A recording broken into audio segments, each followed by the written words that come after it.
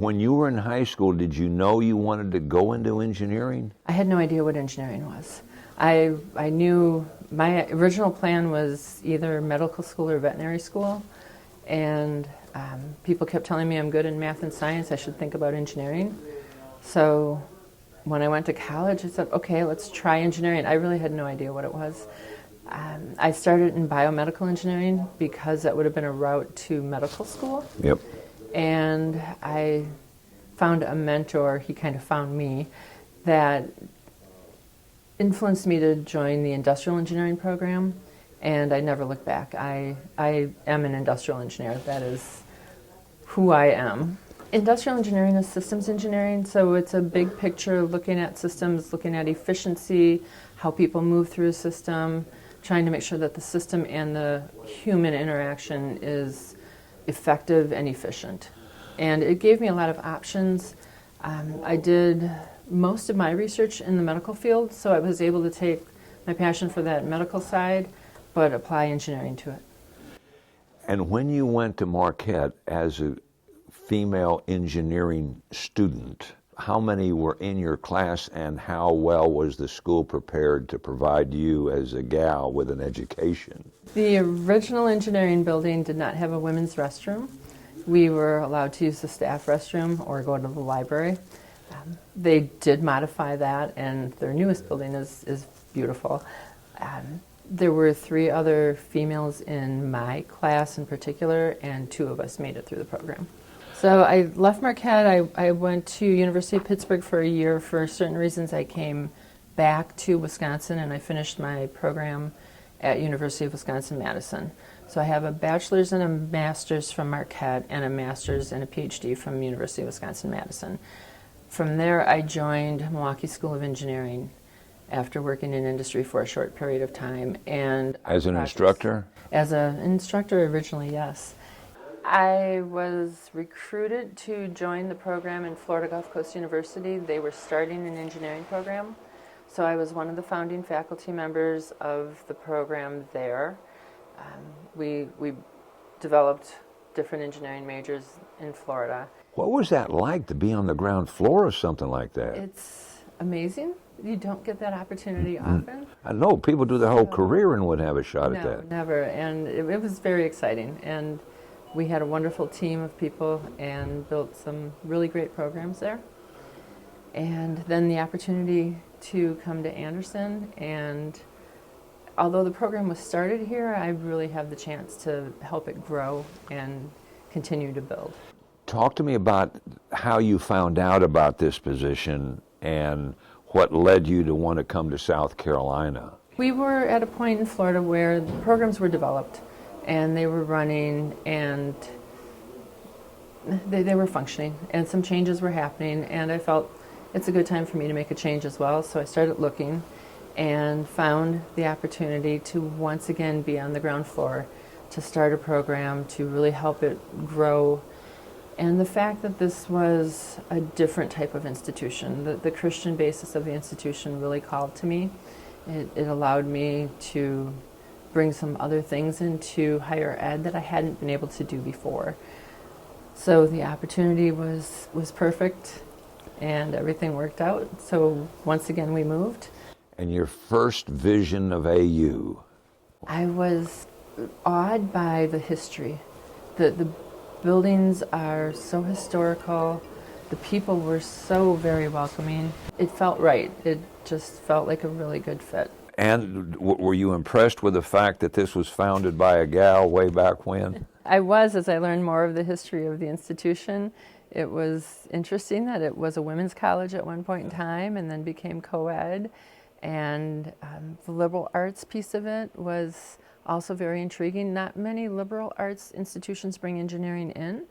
And we put a good strain on some of the other colleges because we need the math faculty, and their math classes have more than doubled in size because of engineering students. We need physics. The physics people are being stressed with our students in there. So all of those other programs really have to help support us in order for us to succeed, and Anderson was ready to do that. My number one priority coming in was making sure that our programs would go through accreditation and hopefully be successful. So those visits are coming up. But that was a very in-depth look at our curriculum, making some significant revisions to make sure we could get through that process and have the students well prepared in the future, what they were trying to do for engineering. So that was my number one priority. Then the second piece for me, and probably a really close second priority, was getting the word out that Anderson University has engineering, connecting with industry, and there are so many people in this area that have helped me. Our foundation at Anderson, the DCAC, the Economic Board, all of these people came forward and said, we will help connect you. And so they were taking me out to companies and helping me meet the different leaders of different organizations and just talking about, we're going to have engineering. How can my engineering program help your industry? If we're going to build this program, I'm not building it for somebody in Utah or California. I'm building it for the people here in Anderson. So what can we do to make sure our students have the skill set you need, that you are willing and able to hire them upon graduation? We're well connected with many of them. Timken Foundation donated significantly. Dodge Industrial donated. Maven Construction donated to help us just build the facility, refurbish this facility. In addition, Bosch has funded a summer institute for us over the last several years that helps us prepare engineering students and the high school students that are in the area. Girls are getting excited about this and they're coming into the program. That's got to make you feel good. It is exciting. So we have, out of our first 11 graduates, there are 4 women, and that is a nice percentage. What we see nationwide is the average in engineering is about 17 to 20% female. Right now we're hitting that target pretty close. I'm hoping we continue to grow that number, and I'm looking forward to doing some things that will help enhance those numbers. I think more emphasis on the STEM education. There are a lot of programs out there. There's Girls in Engineering and Math, the GEMS program. There's other programs like that that are available to some of the girls to get them a little bit more curious and just help them see that this is okay. I also think girls these days are just a little bit more willing to stand up for themselves and say, I can do that too, and take that chance. We currently have computer engineering, electrical engineering, general engineering, and mechanical engineering.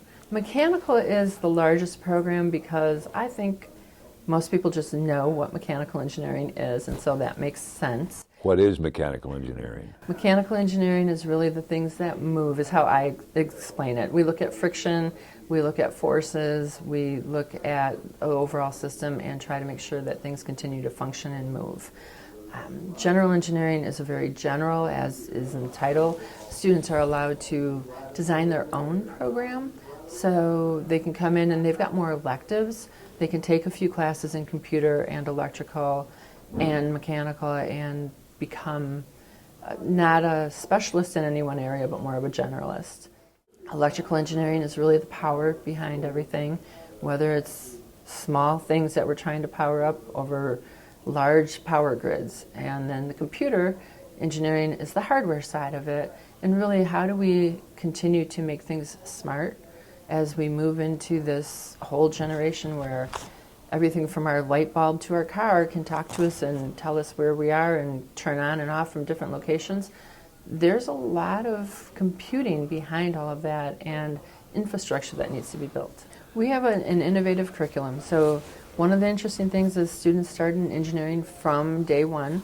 So they take engineering classes from the very beginning, freshman year through senior year. And we have a required internship, which has also led to several of the students having job offers before they've even graduated. We're also now starting the ability to co-op, which is similar to an internship, but it gives the students a year's worth of experience with one company.